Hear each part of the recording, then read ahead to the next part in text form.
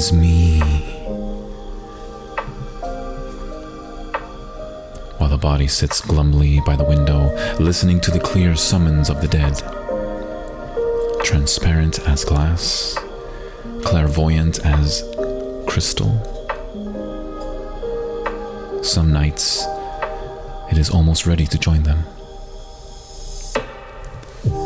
Oh, this is a strange, unlikely tethering. A furious grafting of the quick and the slow.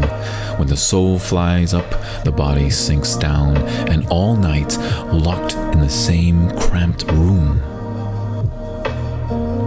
They go quarreling, stubbornly threatening to leave each other. Wordlessly, filling the air with the sound of a low internal burning.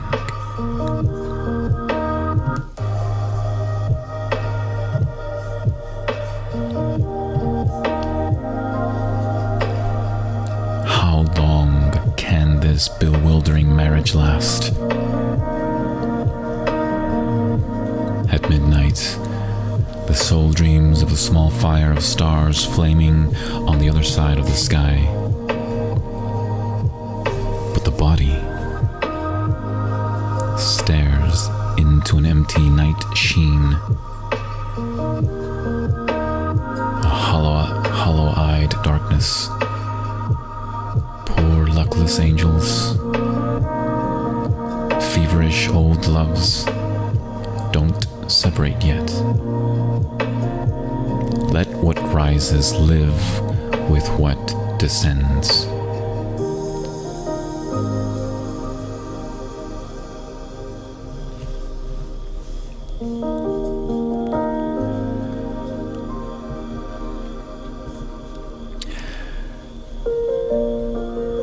Alright. Obviously, the last line in this poem is, for the most part, the main ingredient to this entire message. So let me read that last line one last time. Right? That last line says, let what rises live with what descends.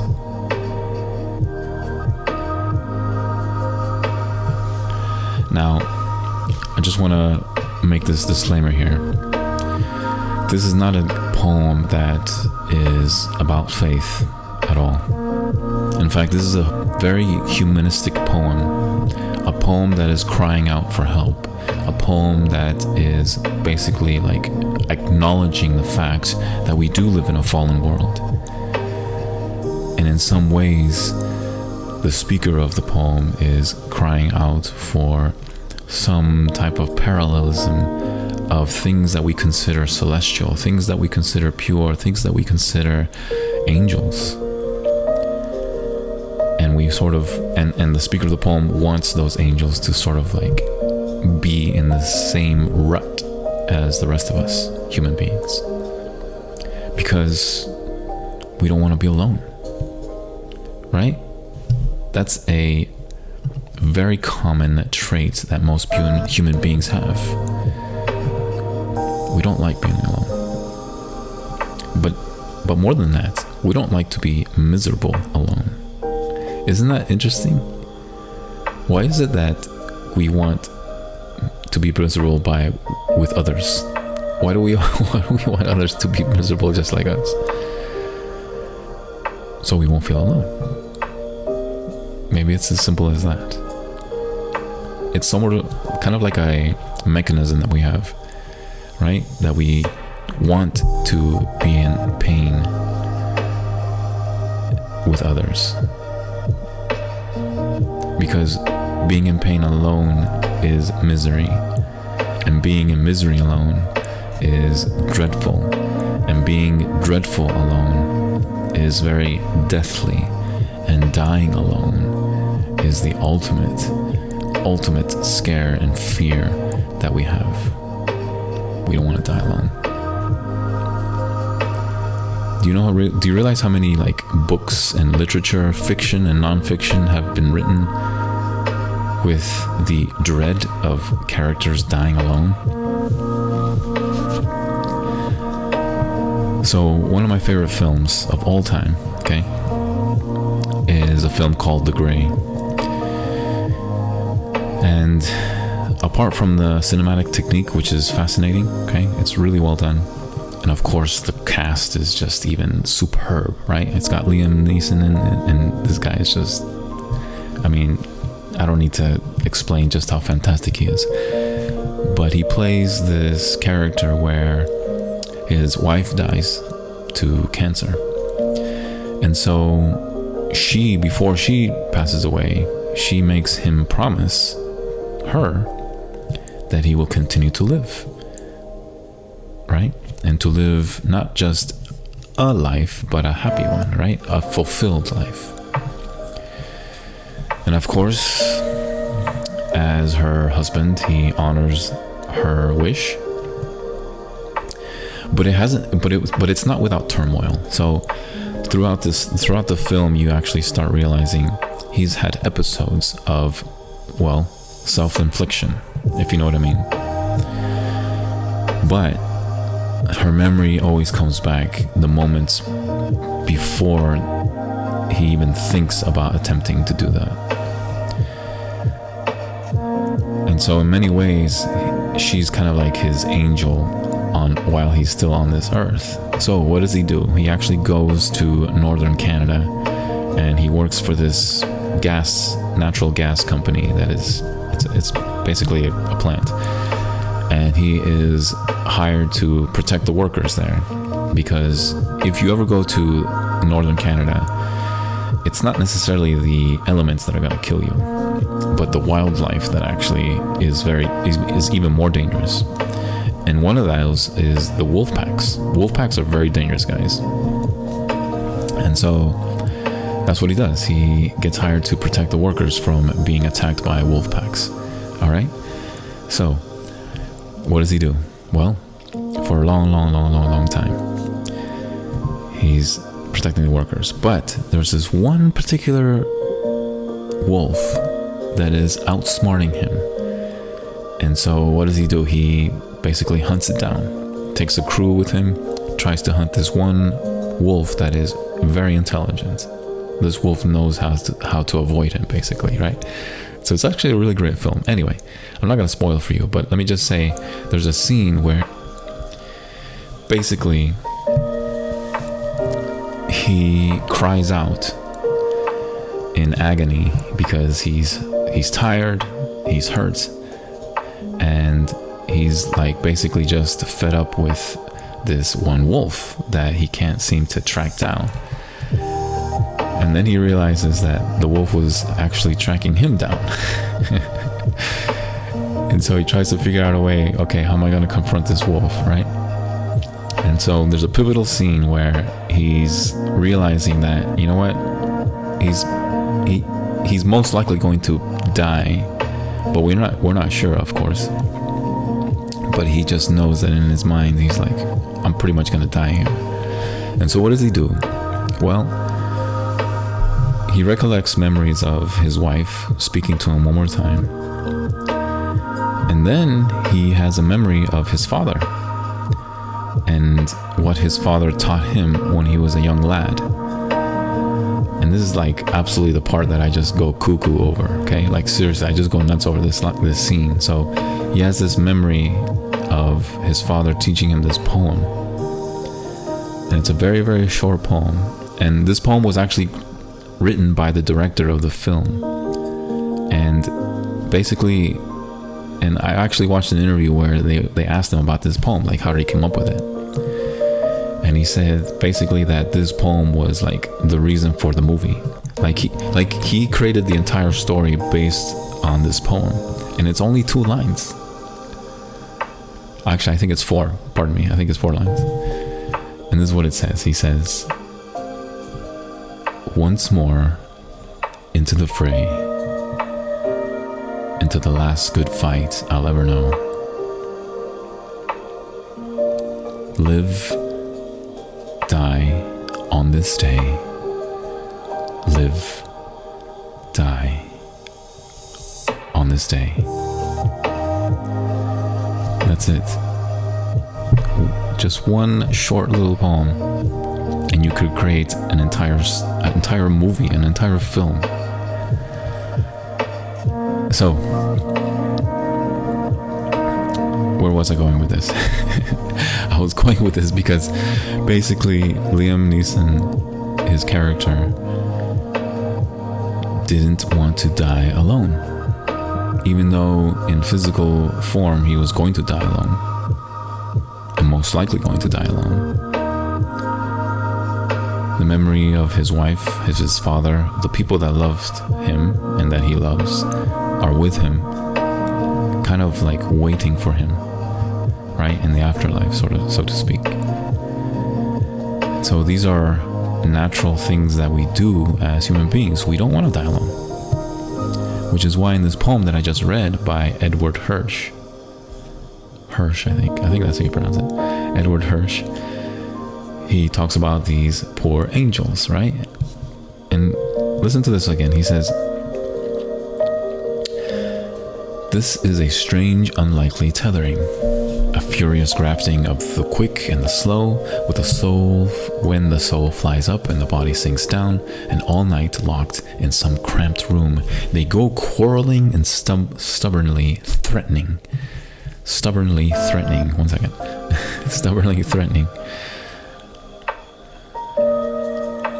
to leave each other, wordlessly filling the air with the sound of a low internal burning. And how long can this bewildering marriage last?" Right? The marriage between he's not talking about like a marriage between like a woman and a man, but like the idea of like pain and sorrow, right? That type of metaphorical marriage. And then he says this, he says, "At this hour, the soul is like a yellow wing slipping through the treetops. A little ecstatic cloud hovering over the sidewalks, calling out to the approaching night, 'Amaze me, amaze me.'" Isn't that a great line? It's like the only reason why like gloominess exists and, shall we say, seasons of kind of disparity and sadness, it's like they only exist because they don't want to be alone. And so they cry out for help from the opposite spectrum, right? The other part of the marriage, the opposite side, which is, joy, peace, hope, all these attributes. Because even the misery doesn't like itself. Even sadness doesn't like itself.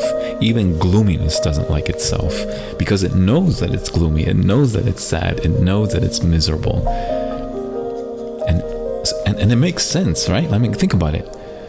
The whole idea of pain, right, is as is because it is excruciating and it's exhausting, and it doesn't last very long because eventually that pain is going to wither. It's going to basically dissipate. It's kind of like this. Like if you were to, let's say, I don't know, grab some type of grain of sand or some material and you just put it in your palm of your hand, right? And you squeeze it so hard and so much for so long, eventually it's going to basically evaporate. It's going to dissipate. It's going to disappear, right? Like, because there's nothing else, that no substance can last in a powerful grip. You know what I'm saying? And so that's what I mean. Like misery cannot last very long because it's miserable. Therefore, it knows that it is miserable, and therefore it doesn't want to dwell in its own self.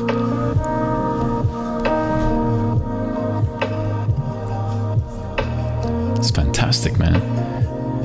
Do you see why poetry is so cool about this? Like, you can learn about stuff like this through these amazing words, right? And by the way, once again, I want to reiterate here, Edward Hirsch is not a faith-based man. But still, even people that are not faith-based can still realize that, this world that we live in is broken. And And so we don't want to live in this broken world. We don't want to live in a world that is constantly in pain, sadness, sorrow. So we naturally want to look for something that is filled with joy, peace, and hope, right? This is where faith comes in. This is where faith is so important for our souls, because we want to believe in something that is wholesome. We want to believe in something that is perfect and loving to the highest degree, not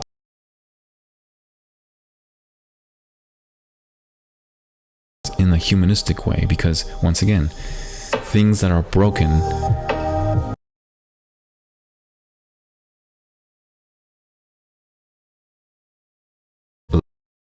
loving to you, but there's always going to be something there that is not going to be fulfilling, because we're all broken. You can't be whole with broken pieces and fix it with another broken part. It's just not possible, right? Like, this is very logical. Which is why I encourage all of you to seek out true understanding and true knowledge that is and always will be based on a faith that is based on perfect love, right? A faith that is based on true repentance and compassion and restoration and mercy. This is what truly transforms a person, when they realize that they no longer have to live in that pain. They no longer have to live in that thought that they are unworthy.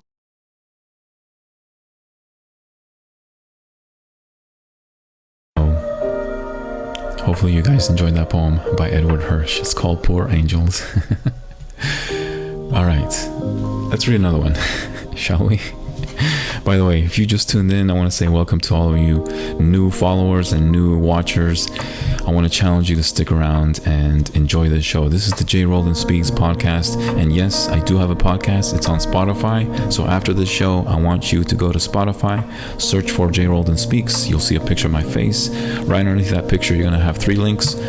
Rate the show. Let me know how I'm doing. If you have any requests, if you want something for me to read, leave a message.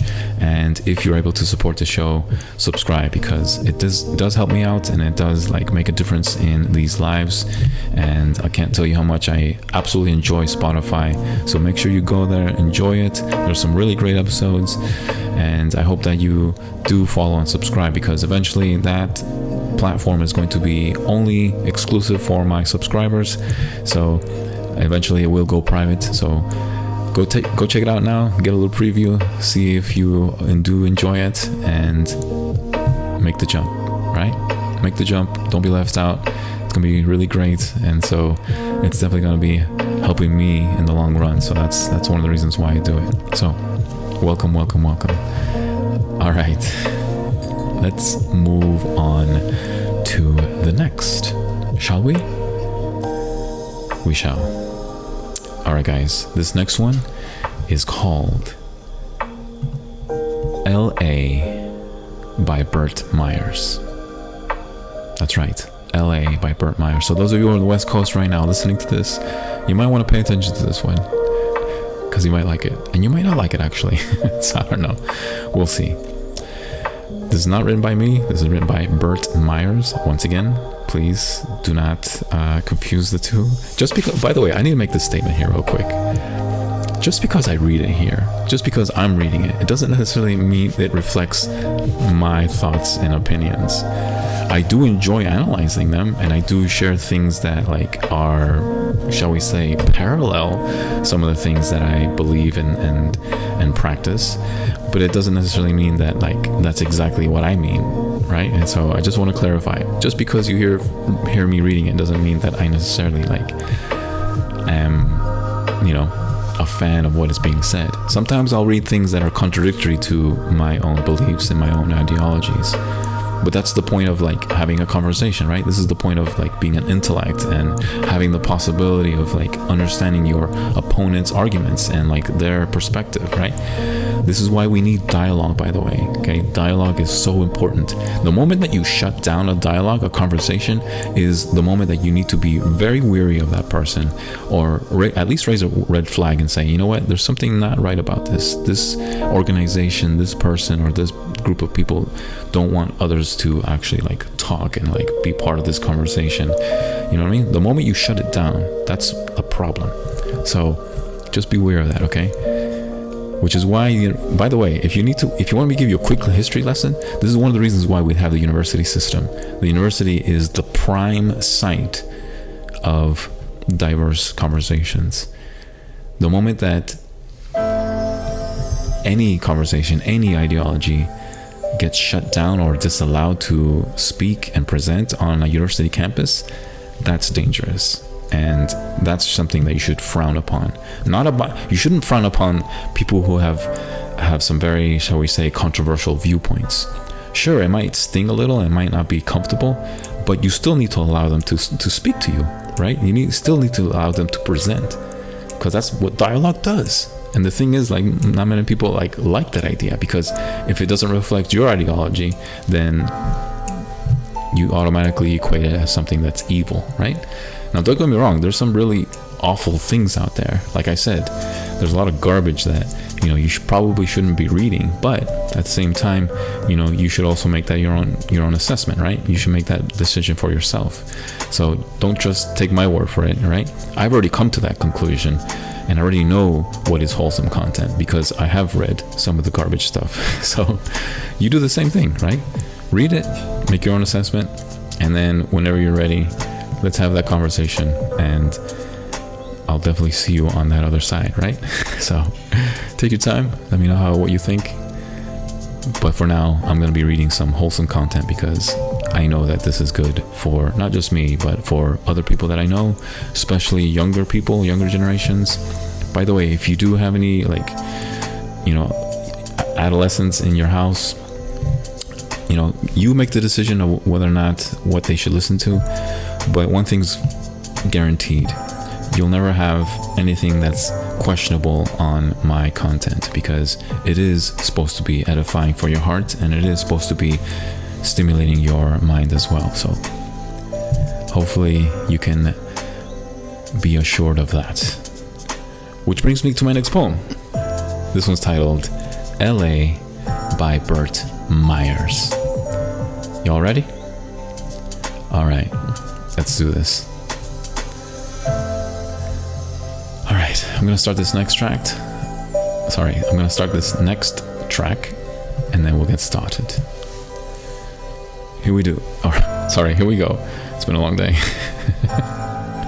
It's been a long week, actually. All right, here we go.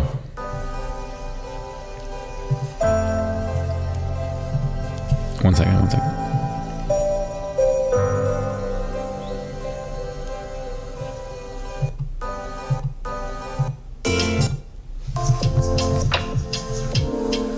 Wait.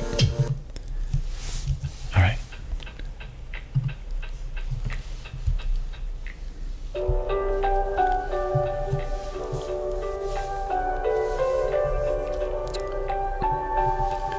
All right. Patience.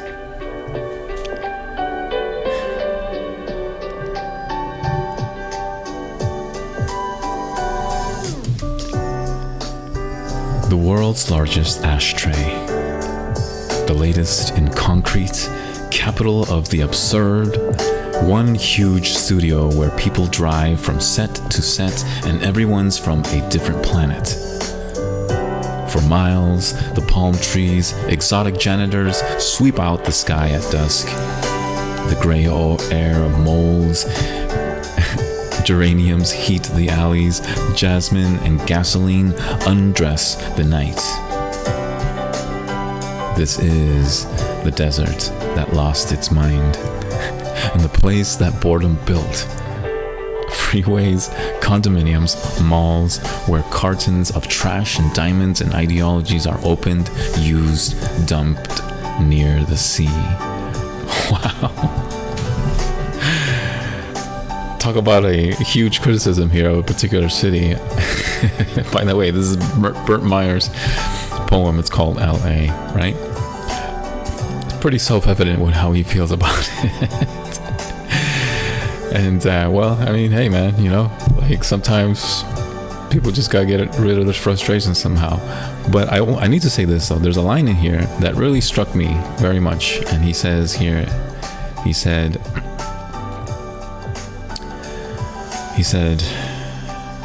one second.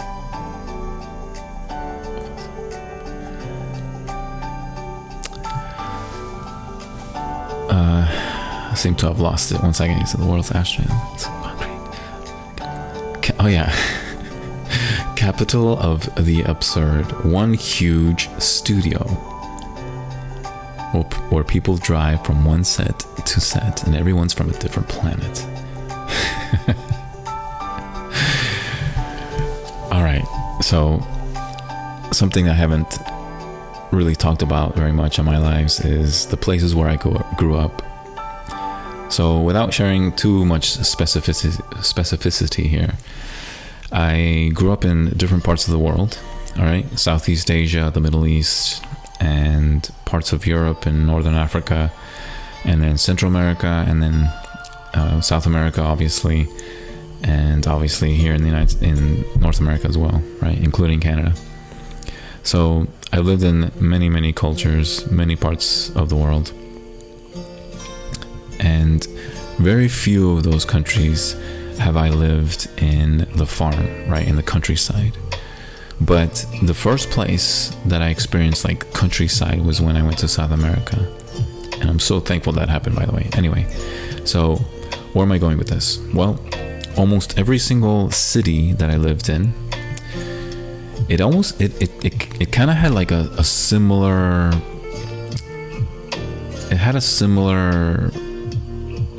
shall we say, practice. Obviously, culture has a lot to do with like people's mentality, people's like habits, and the way they go about living their daily lives. And I'm talking specifically about city people, right? People that live in the capital cities. So obviously, culture is going to differ from continent to region, and obviously country to country, language to language, all these things. So that's going to be obviously a difference in those ideologies. However, regardless of those differences, there is a common, in my experience at least, a very common practice within all those cities. And that is the numerous quantity, right?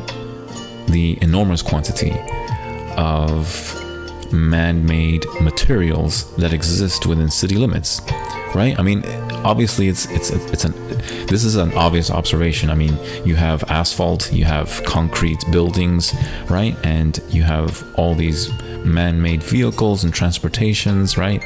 And the consumption and the exhaustion of the fuels that are consumed, and then, you know, sort of the excess waste that happens, right? This is where you get like pollution, smog, things like that. And so all of these are part of the fabric of designing a city. You cannot have a functioning city without these basic formations, right? These basic designs.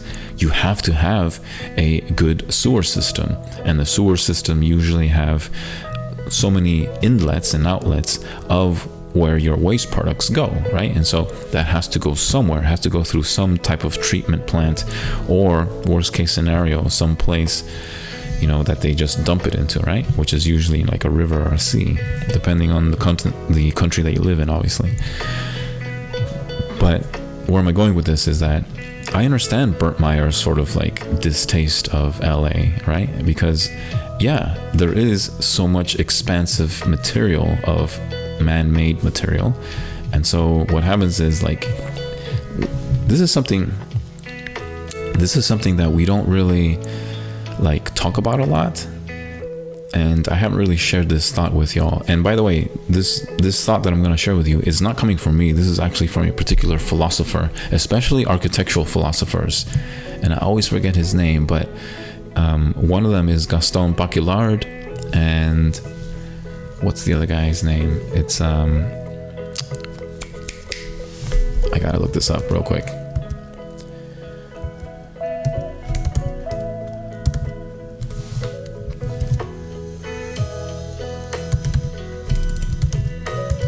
I always forget his name. One second.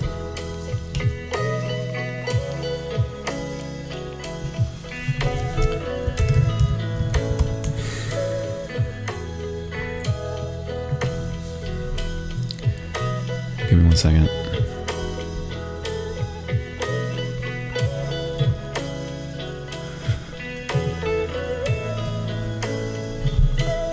Give me 1 second. Third space.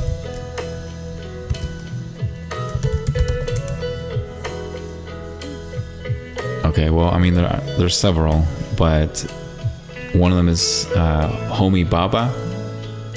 That's not who I was thinking about originally, but he's definitely well known in the architectural world. And what's his name, man? I always forget his name.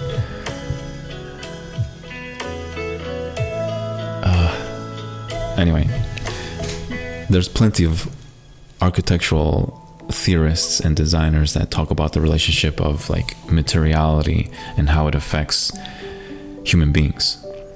So, for example, Gaston Bachelard and the scholars like him, right, architects and designers like him, they all agree that the way you lay out and design space, and especially like the materials used, absolutely affects how you experience a particular space, right? I mean, it makes sense, because if you were going to design a wall, usually walls are designed to block out certain natural elements, which is sound and light. And those two things are very, very important to the human experience, right? Like if, you know, obviously if you are not deaf, right? If you don't have a disability, right? Then your experience is going to be slightly different, and sound is not going to be an issue for you, obviously. But for the average human being, like, sound is very important. And so the problem with designing space is that you have to sort of like teeter between what is it that you're going to eliminate, what is it that you're going to get rid of, because the more you limit certain oral elements, right, like sound elements, then the more it's going to impact a person, right, the way they walk through a room, for example. And the same thing goes with light. This is why like light and windows are so crucial to houses, right? I mean, nobody wants to live in a house that doesn't have any windows, right? It's very uncomfortable. Have you ever thought about why? It's because of that experience that we need. Like, we need light in our house, right? This is part of what it means to like be a human being, because not only is light very important to the nutrients that it has, right? Vitamin D, right? Like, but just the overall experience, right? The overall sentiment, the overall mood is important, which is why more and more modern buildings are being built with glass so that they can allow light to go through, but also sort of maintain and control the strength of these lights, right? Like the U ultraviolet lights, right? Because too much exposure obviously is also is detrimental to your health as well, right? So anyway, what I'm trying to say is, to wrap this up, is that I absolutely understand Burt Meyer's sentiment of LA, because it's so large, and once again, all of that human materiality that is everywhere is becoming like it's becoming very convoluted, and ultimately it's creating this dust cloud, right, which is what we call smog, right? Smog is not a natural occurrence that happens in nature. Smog is the occurrence of excess waste, especially when it comes to gases and fuels being exhausted, right? It's an accumulation of all of that at the same time. And it looks like a cloud or some type of like sand cloud or dust, but it's actually all of that gaseous exhaustion that happens, and that's actually not good. You know, there's places in the world, by the way, like Mexico City and Santiago in Chile, that have such really dangerous levels of smog. You know what they do? This is for real. You can actually look this up. So in schools, they actually like allow and restrict certain vehicles to be driven in the capital city during the week, right? So depending on the number of your license plate, those are the restrictions, right? So like at night when you watch the news, they'll actually have a segment where they have a restriction notice. So if they put up a number, right? This is all government determined. So if the government says, well, okay, all cars that end with the number 3 in it, right? You can't drive tomorrow. You know what I mean? Or at least sometime during this week, something like so that people can plan ahead, right? And so they do that because they want to like not create so much gaseous states, gaseous exhaustion in the air, so that when children have recess, the schools have recess in the city, that the children can actually play outside. There are days when kids can't even do that because the smog is so terrible. This is a real truth, guys. Like this is how bad it is in some cities. And so once again, like I've never lived in LA, but I imagine the smog levels are terrible, right? And so I think this is part of the reason why Burt Myers is so kind of like fed up with it, because of that convoluted, you know, living spaces and all of that, you know, the human materiality and the exhaustion that happens there. It's like a constant, like, shall we say, simmering of filth. You remember that scene in Nemo where what's that guy's name? The crazy dude, right? Like the one that was in the aquarium at the end in the dentist's office. He's like, guys, actually he wasn't crazy, but he was like super like a germaphobe, right? He's like, guys, we're swimming in our own, you know, and like they cut it out obviously. But anyway, that's kind of like the way I see smog, right? We're living and breathing in our own like crap basically, right? And so but we gotta make a living, right? The trucks gotta come in, they gotta bring in the goods, people need them, necessities, all these things. So it's not like we have to say no to them, right? Like the trucks have to do their job, right? Because otherwise we wouldn't be able to go to the supermarket and get the things that we need. So anyway, all that to say, even though Burt Myers is probably accurate in some of these sentiments of LA, on the flip side, you know, there are some lovely parts as well, you know, like some good things about it, right? Like, sure, there's, you know, questionable industries that exist there, but at the same time, you know, there's also some innovation happening there, right? Things that like inventors are coming up with new ideas and, you know, just new ways of communicating, for example, right? Most of our social media platforms started out in the West, right? And so just think about that, right? Like that's interesting. Not necessarily in LA, but at least like, you know, on the western side of the United States, right? Anywhere from you know, the state of Washington, Oregon, and then obviously California. And so there's some good things that happen there, right? And so just a heads up. Anyway, hopefully you guys found that poem somewhat interesting, but there you go, right? All good. I'm going to take a little break. I need to drink some water. You guys know what to do. This is the Jay Roland Podcast. Thank you so much for being here. We are live and indirect from the amazing region of the south of the United States.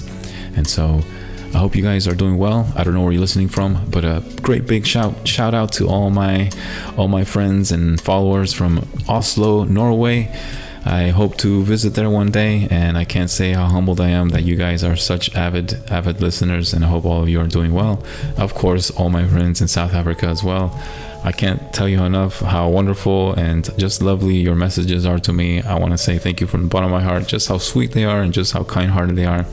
And so I hope all of you in South Africa are doing well and that you're enjoying this show. And once again, totally humbled by the thought that you guys listen to this from all that way. So hope you're doing well. I'm gonna take a drink. You guys know what to do. Tap that screen. Let's go.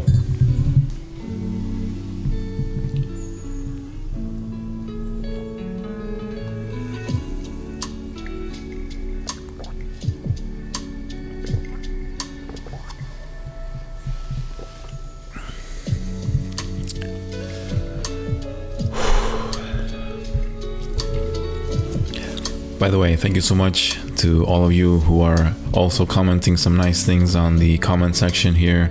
Thank you so much, and I appreciate your invitations, and just very thoughtful of you.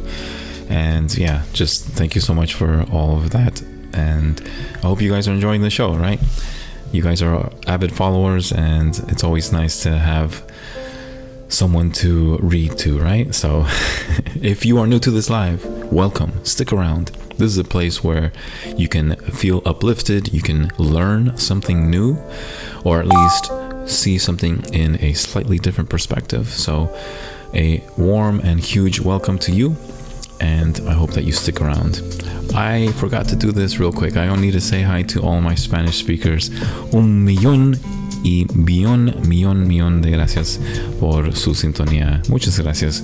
Siempre es muy humillante saber que ustedes quieren seguir escuchando este live, y bueno, espero que algún día podamos hacer un live solamente en español, pero bueno, necesito más seguidores, ¿cierto? Que para tener esa iniciativa, así que por favor sígueme, díganle, comparten este live con sus amigos, y quizás algún día cuando tenemos bastante de seguidores podemos hacer un live solamente en español. Pero por ahora lo que vamos a hacer es, por lo menos en los lives en inglés, de vez en cuando voy a leer unos poemas en castellano, así que espero que lo disfruten, espero que aprenden algo, y bueno, vamos a seguir adelante con este show llamado J. Roldán Speaks. Gracias por estar aquí.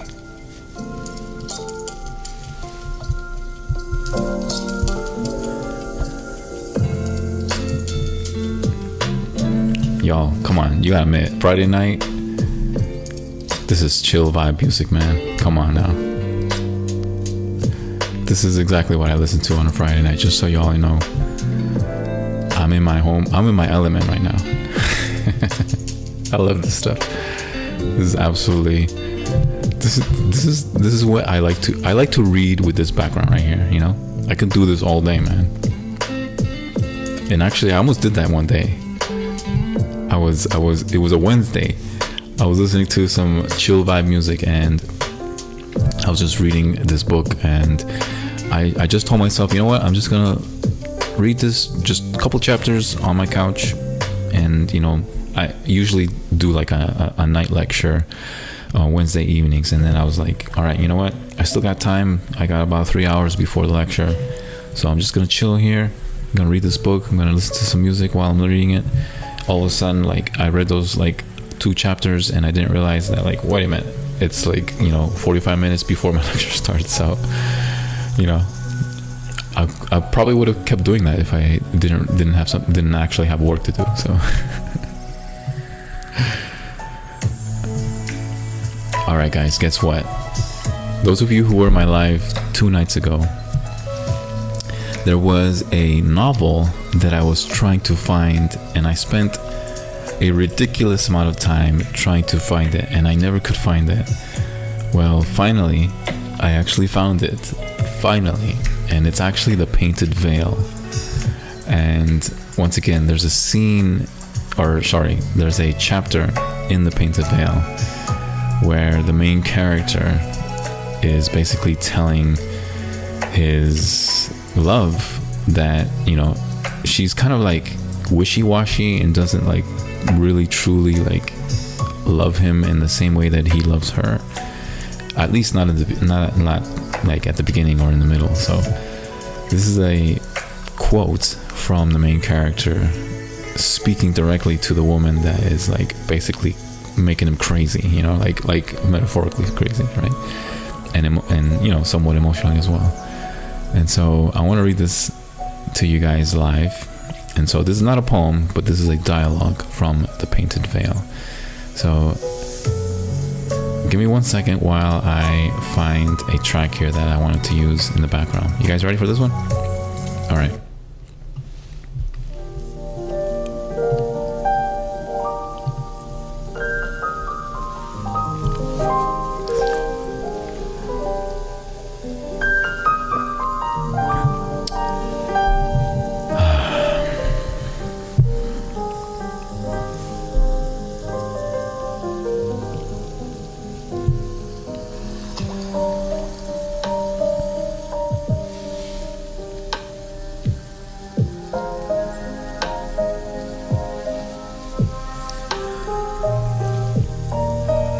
I had no illusions of you.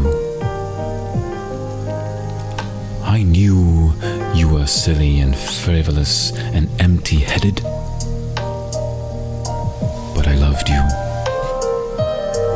I knew that your aims and ideals were vulgar and commonplace,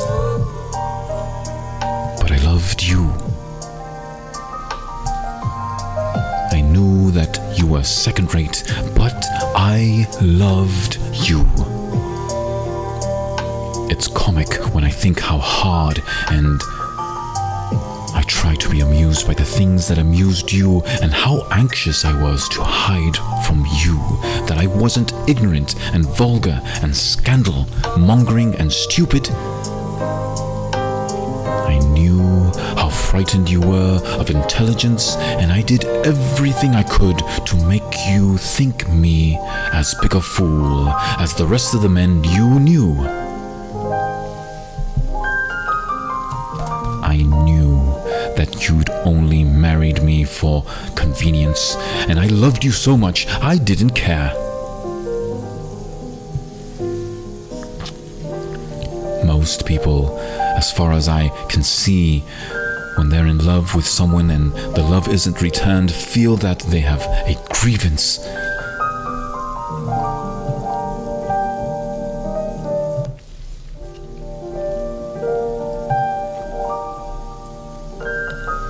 And they grow angry and bitter. I wasn't like that. I wasn't like that at all. I never expected you to love me. I did. And I didn't see any reason that you should.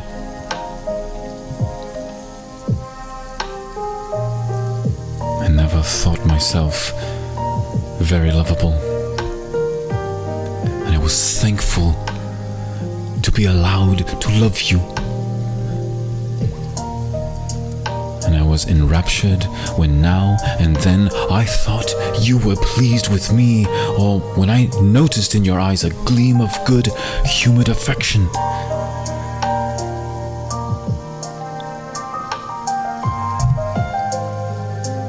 My darling, I tried not to bore you with my love.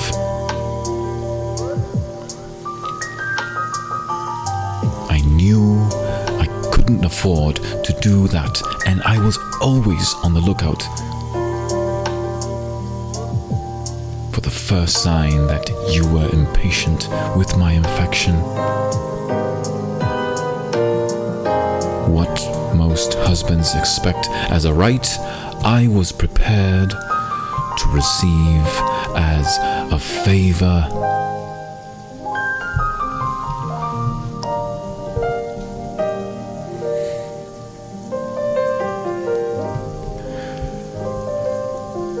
That was a quote from The Painted Veil.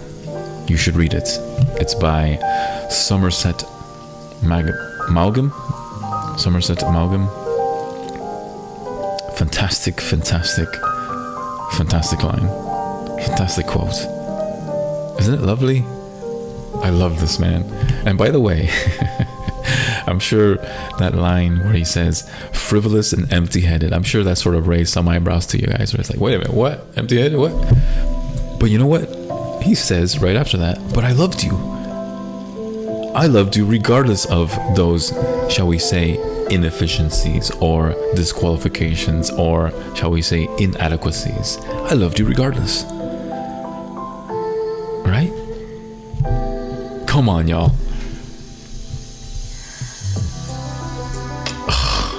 This track is even... This track is so hot, man. Holy man.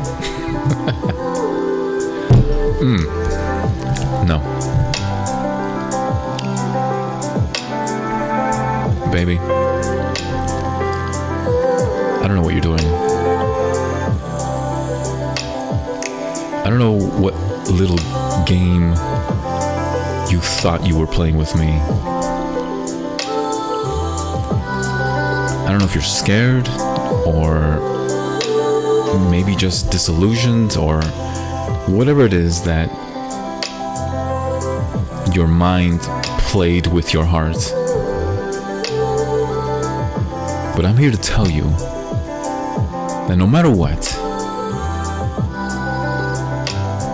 I love you just the same. I love your pretty blue eyes and how they change into certain shades of green, especially in the sunlight. Damn, woman, you are gorgeous. But not only that,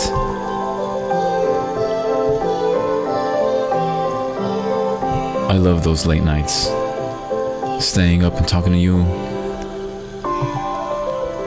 and helping you with the things that you're thrilled to learn and required to learn. I miss those nights. I want those nights. I don't need them, but I want them. Because when I want those, you come with it.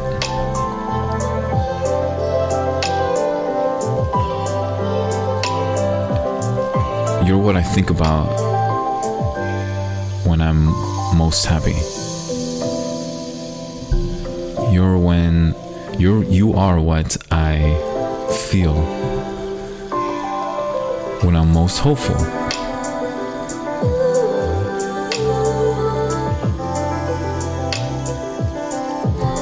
I don't really compare myself to other dudes. I don't know what type of guys you were with. I don't know what they've said or done. But I know there's something that you really would love in your life from me.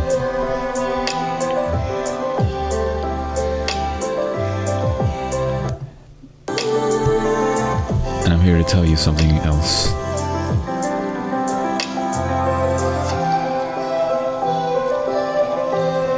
Whenever you do think of me, and you stir the courage to contact me once again, you know what I'm gonna say?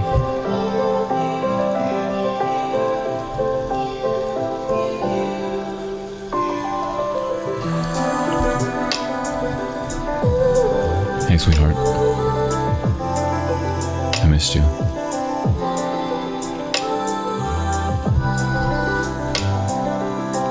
Game over.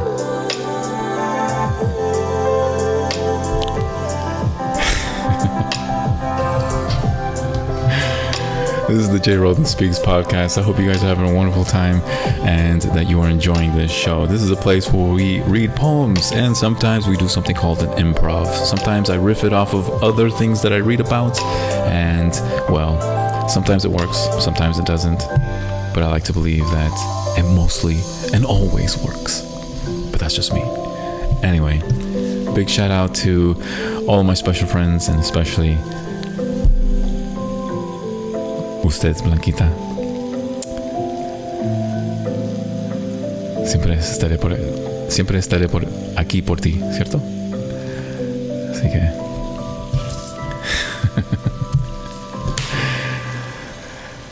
Whew. I like this music. Alright, guys. else should we talk about? Oh man, now what? It is a Friday night. Oh, it's midnight here, so technically Saturday now. You guys enjoying the show? Everybody doing all right? Yeah, everybody enjoying themselves. Hopefully you're staying nice and safe in your homes. I don't know where you're listening from. I don't know where you are. And it's not really my business, but if you are in a comfy couch, then yeah, find a blanket, just put it over your lid and get nice and comfy. And we're going to read another fantastic poem. This time it's going to be in Spanish because I need to honor my bloodline, my kin. And by the way, I realized yesterday that Seamus was supposed to come out and read a couple of poems, but he was tired from herding all day, and so he had to call it a night before. But I'm pretty sure he's gonna make up for it tonight, so you might want to stick around for Seamus. Those of you who don't know who Seamus is, you're in for a real treat, so don't go anywhere. I'm gonna read some poems in Spanish first, and then Seamus will make an appearance. And yes, it's going to be fantastic, so don't go anywhere. Seriously, if you seriously go,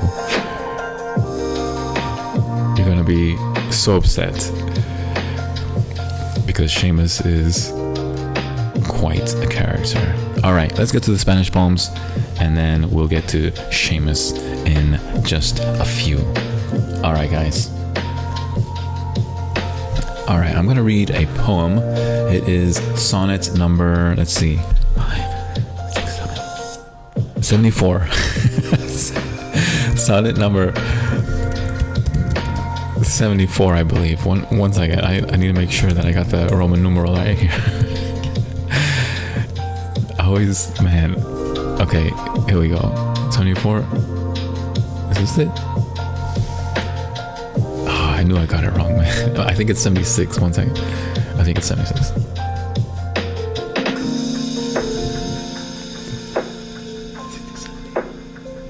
It's 74. What the heck?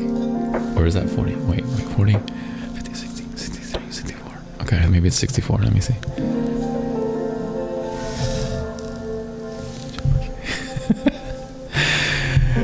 Okay.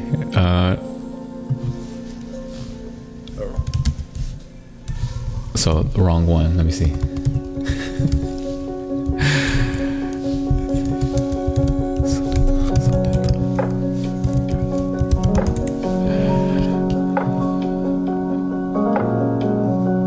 Okay.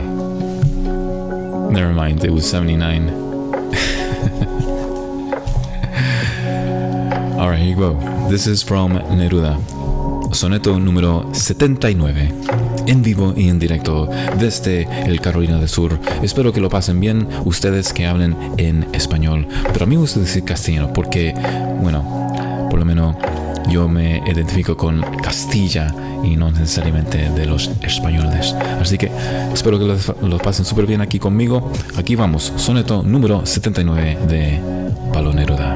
En 3, 2.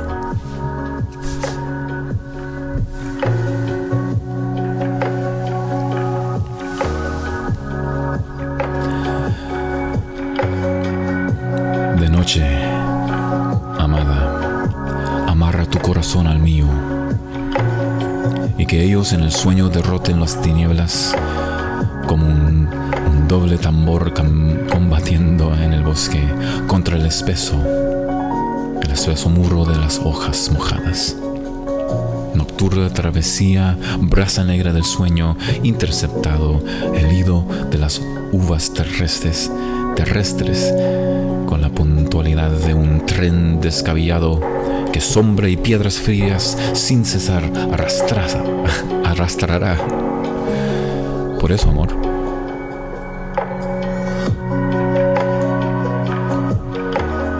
amárrame al movimiento puro, a la tenacidad que en tu pecho golpea con las alas de un cisne sumergido, para que las preguntas estrelladas al del cielo responda a nuestro sueño con una sola llave, con una sola puerta cerrada por la sombra. y se acabó. ¿Me oíste, mujer? Así no se hace con el hombre.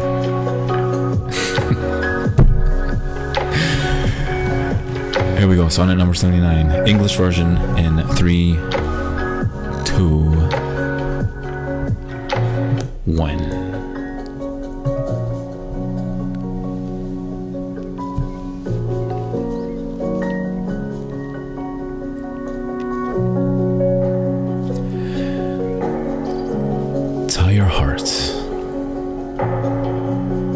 Tie your heart at night to mine,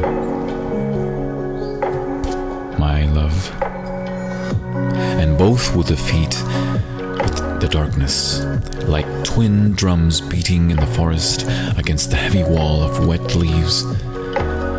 Night crossing, black coal of dream that cuts the thread of earthly orbs with the punctuality of a headlong train that pulls cold stone and shadow endlessly.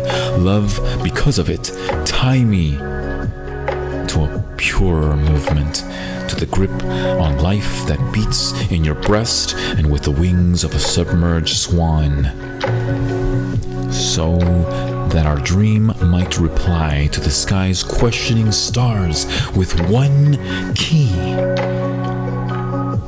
one door, closed to the shadow.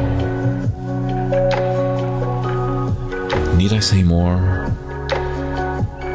my dear heart? Nay, none should be said.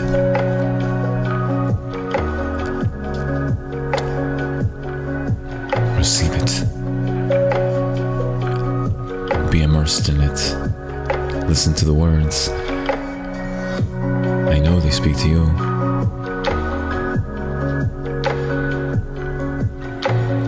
Here's another one by Delmira Agustini. This is called The Knot.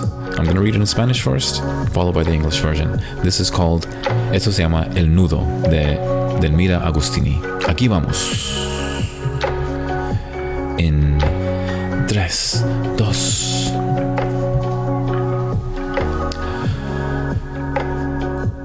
Su idilio fue una larga sonrisa a 4 labios. En el regazo cálido de rubia primavera, amarónse totalmente que entre sus dedos sabios palpitó la divina forma de la quimera. En los palacios fulgidos de las tardes, en calma,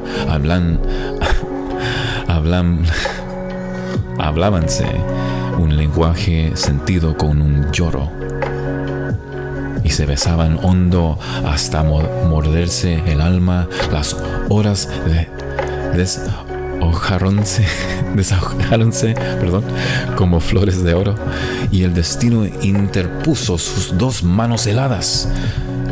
Los cuerpos se dieron más, las almas trenzadas son el más intrincado nudo que nunca fue, en lucha con los locos enredos sobrehumanos. Las furias de la vida se rompieron las manos y fatigó sus dedos supremos Ananke.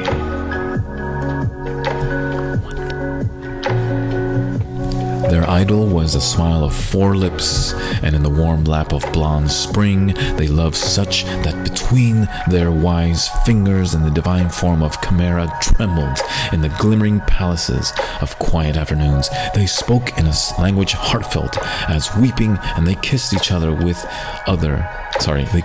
kissed each other deeply, biting the soul, and the hours fluttered away like petals of gold.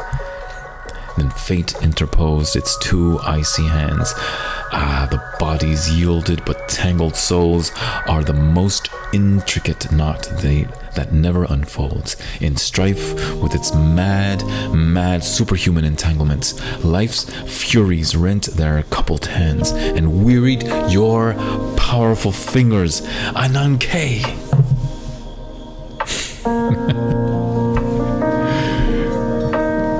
this track right here is so good. I gotta read something right now. I'm just gonna pick something random right now. One second. Actually, it's not random. Whoa. Dang it. This is so good. One second. Oh, I got it. All right, here we go. Wait. This is so good.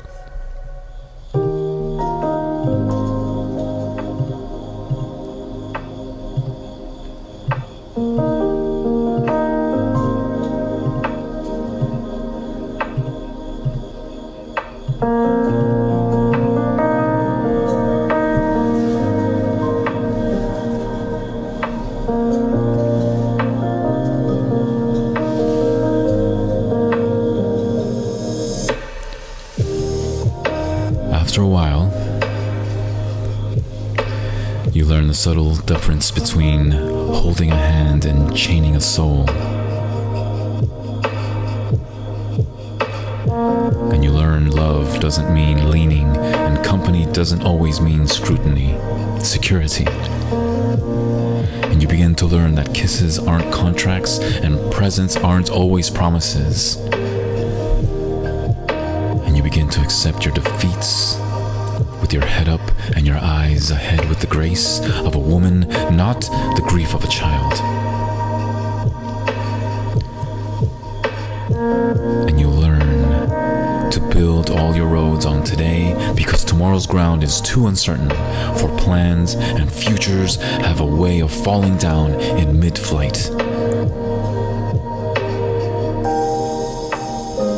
And after a while, you learn that even sunshine burns if you get too much. So you plant your own garden and decorate your own soul instead of waiting for someone to bring you flowers. And you learn that you really can endure, that you really are strong, and you really do have worth, and you really learn, and you learn with every goodbye. You learn.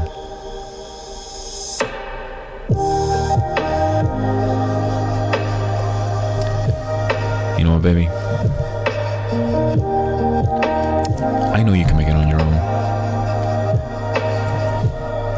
We'll be perfectly fine. You're a strong woman. I'm a strong man. I don't need anybody.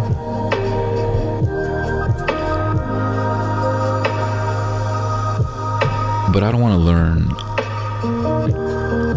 what happens if we were to say goodbye to each other.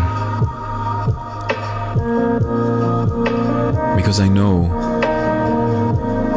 that I can learn so much more with you than without you. I can learn about the various colors in your iris, and how the sun has 3 different shades that glow on your hair,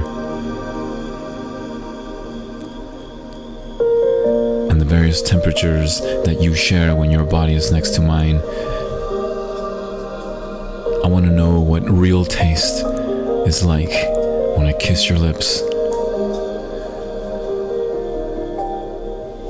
I want to know what it means to love this majestic and awesome earthly angel. I'm not saying you're perfect, and you never will be. But through our imperfections,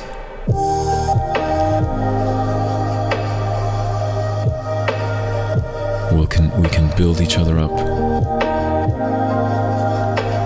I'll tell you just how I think of you throughout the day,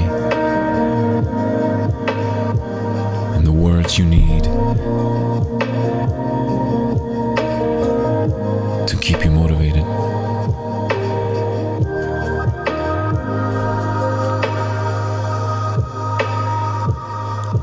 I want to absorb you through my eyes. I want you planted in my mind. And I want you home in my heart.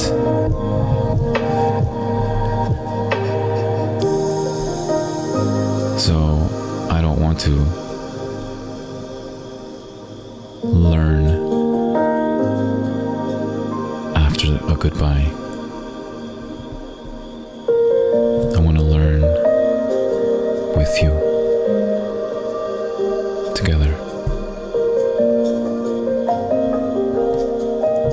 until I ran out of breath.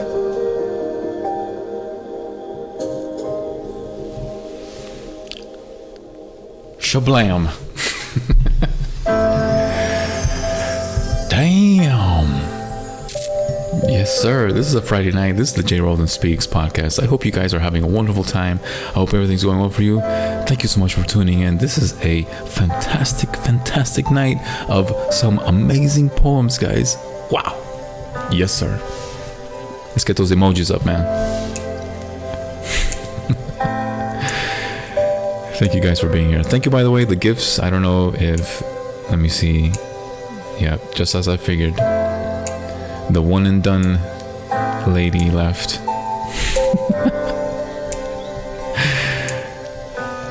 Let me see real quick. Yep, just as I figured. Yep. Anyway, thank you for the gifts. Thank you, Kim. I don't know if you listen to this, but you should. Anyway, thanks guys for all of your support. Thank you for all the gifts. If you didn't know this, I actually have a Spotify account. So after this show, I need you to go there, download the app if you don't have it already.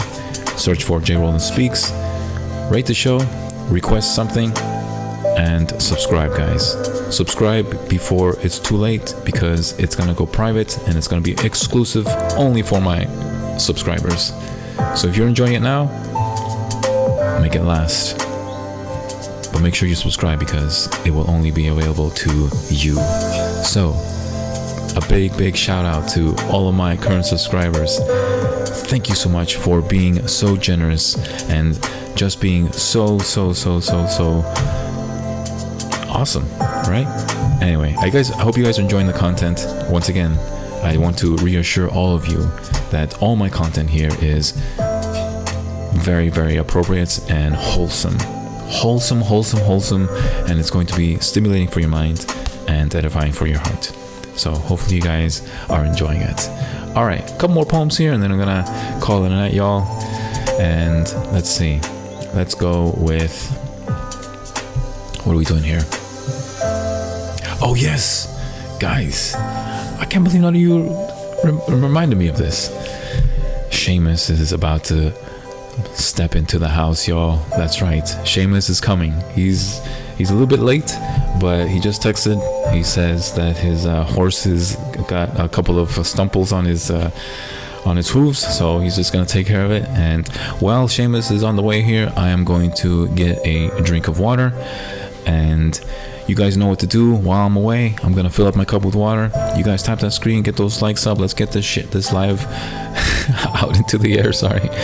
And we will come back and hopefully Seamus will be here. All right, let me go check on him and I'll be right back. Just give me about like 1 to 2 minutes, guys. I won't be very long, very far, and we'll be back. All right, I'll be right back.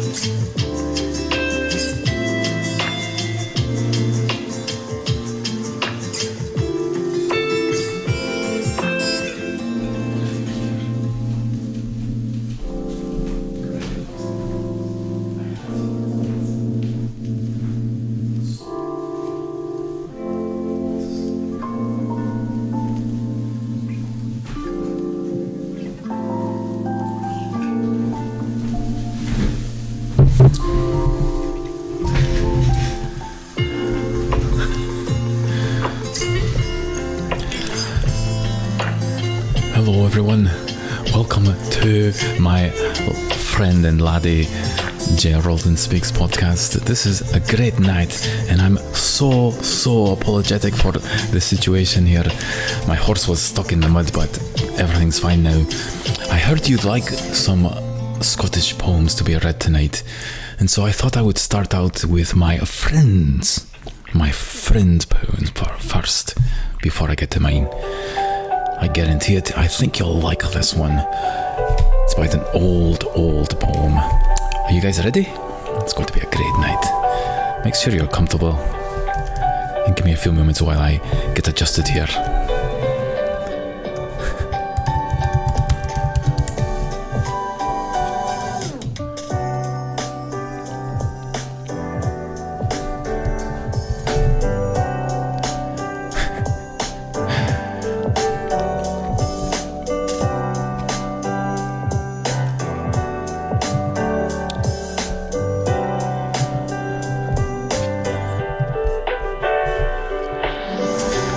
Alright, this one's fairly old, but I think you'll like it. So give me one moment while I change the track. I don't like this music. Be gone with you. Alright, let me see. Believe I need some bagpipes, some strings, and lots of wind. Let's see. Need some assurance here. Where shall I do it? I think it'll have to be... What's his name? What's my friend's name? I believe...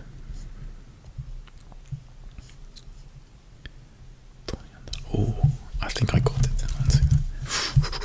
I think I got it. No, that's not the one. Wait.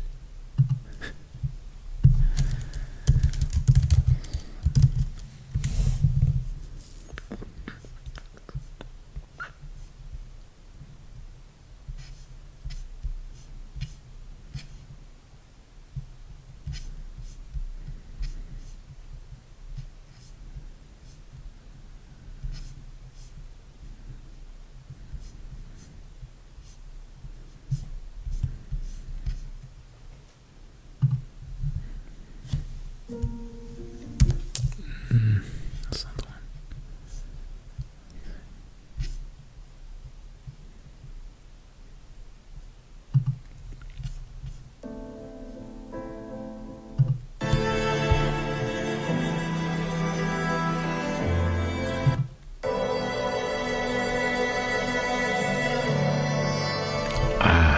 There you go. Here we go. This one's titled My Heart's in the Highlands.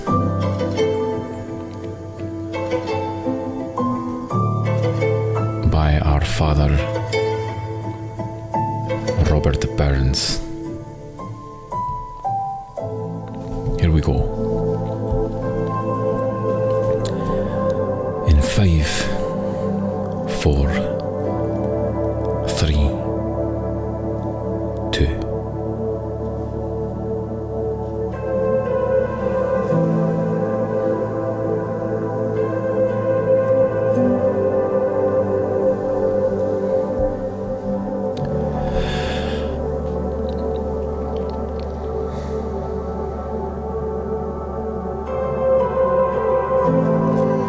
My heart's in the Highlands. My heart is not here.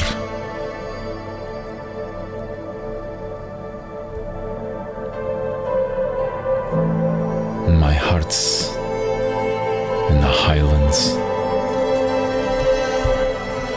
Chasing the deer. And chasing the wild deer and following the roe.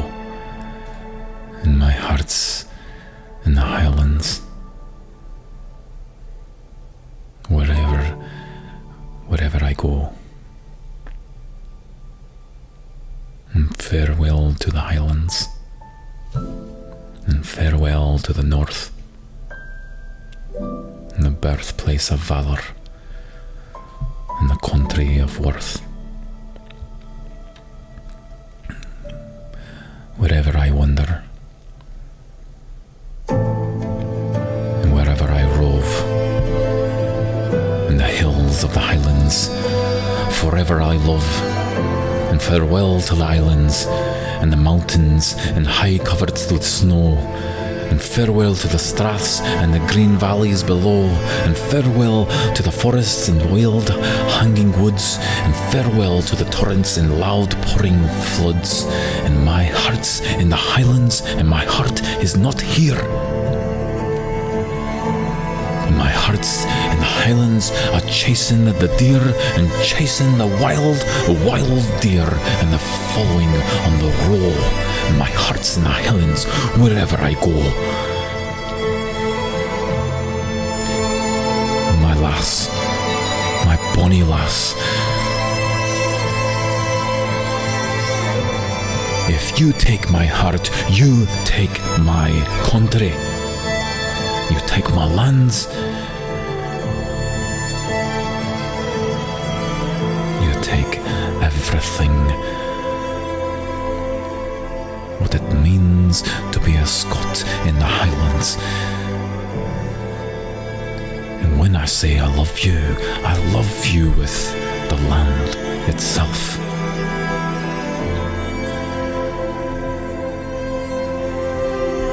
And you are my home, but we will dwell in the Highlands.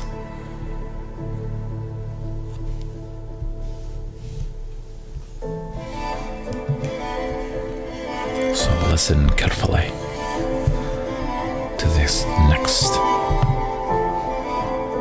classy poems.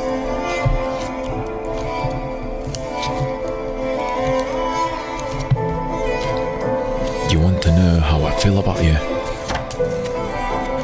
You want to be assured of my affection for you? Then take heart of the following words, and think not twice to ever doubt my love for you. Are you ready, lassie? Let's go. Come with me.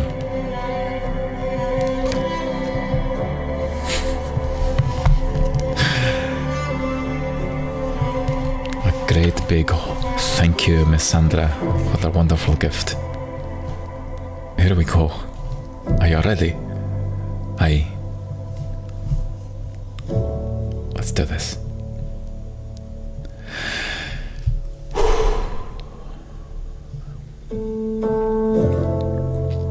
I thirst for you,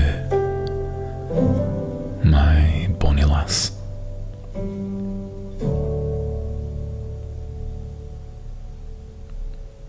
For you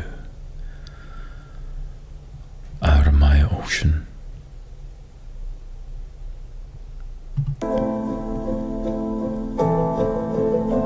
And I will be your rock.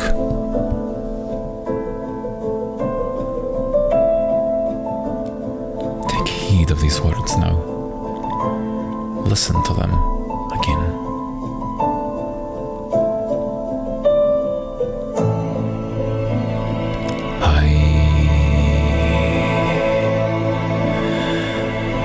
I thirst for you, my darling, my intimate heart, my blood, my love.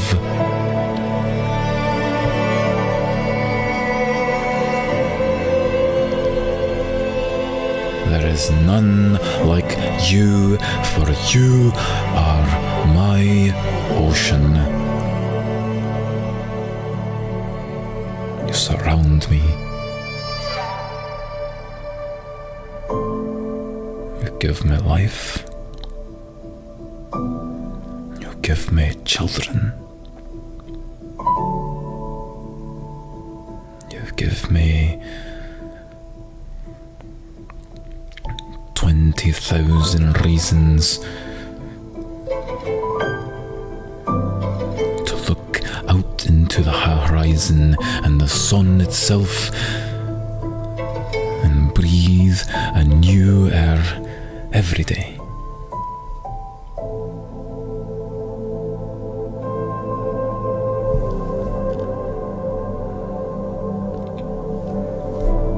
Remember this. If you are my ocean, then I will be your rock.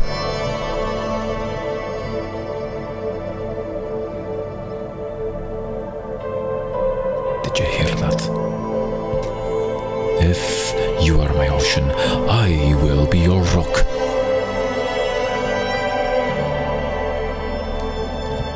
Do you want to know why?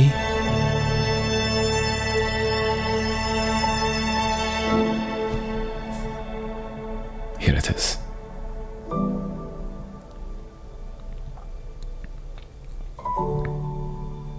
Nothing can keep me away from you.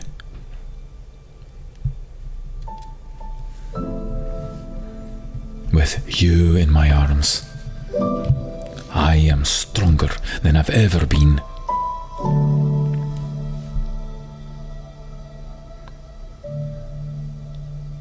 I offer my sword to you.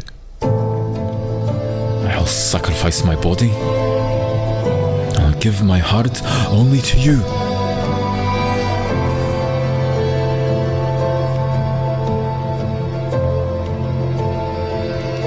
I will never ask you if you want me. And instead, I will tell you to take me now. I will forevermore protect you, and we shall build our kingdom together as husband and wife, and you shall bear my children. I'll love you as my only queen. And I'll bathe you in joy and truth and hope, and until I pass into our Lord's grace.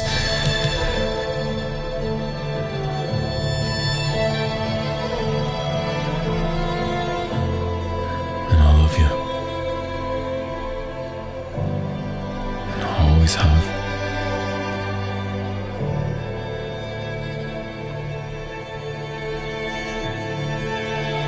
You are my forever bride.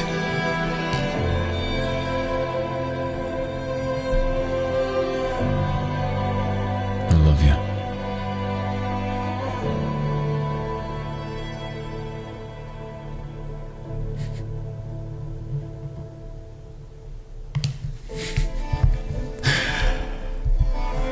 There you go. Exciting, no? Did you enjoy that? If you're new to this live, this is Seamus for you, coming live from my friend Jay Rolton's house, of course. He's a great man, isn't he? Yes, I agree. He's a great man. A great man with great friends. A great man is not a great man without great friends, no?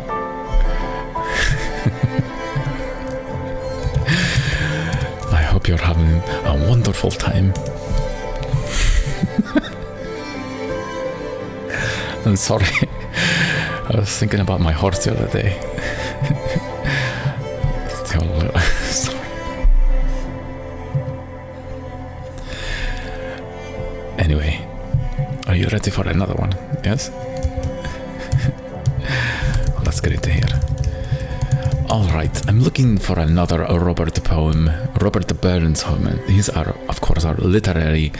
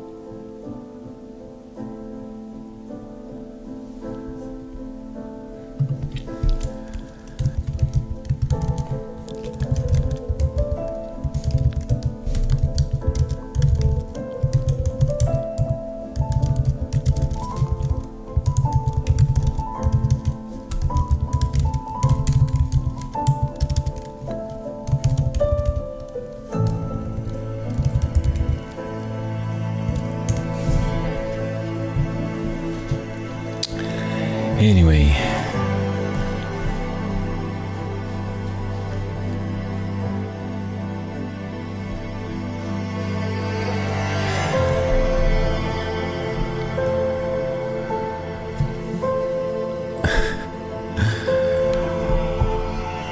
by the way,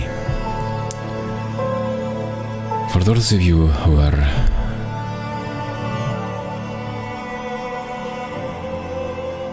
looking for someone,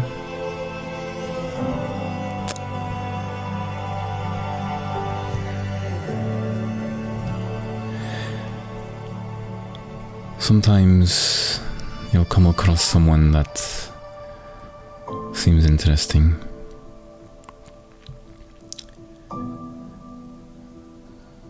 but they make some presumptions about you, and it's quite sad. But I want to tell you something that has always given me a sense of peace and hope.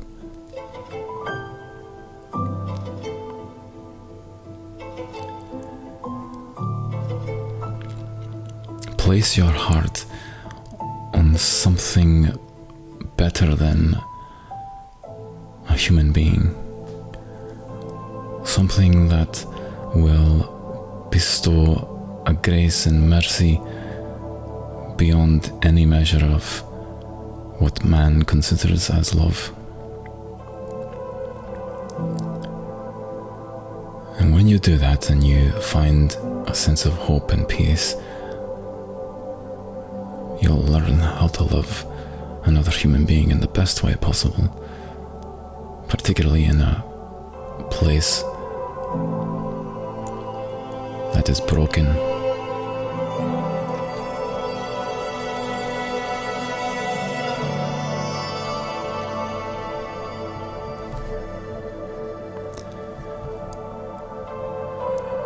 And so I would like to encourage all of you to not to be disheartened.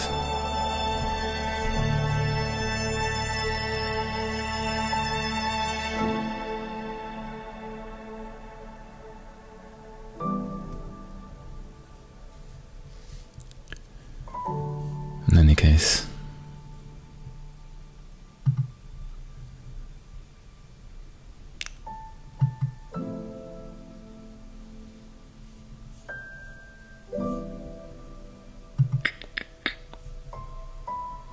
it will be all right. No?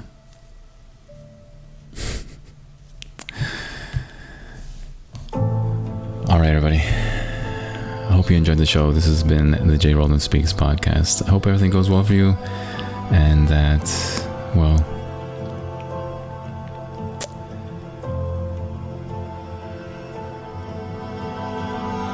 read some good, wholesome content. Read some good, wholesome poetry. Pursue truth. And be patient and understanding. Anyway, I hope you have a wonderful day tomorrow. Have a great weekend. Once again, this is the J. Roland Speaks podcast. Thank you so much for all of your care. And, well,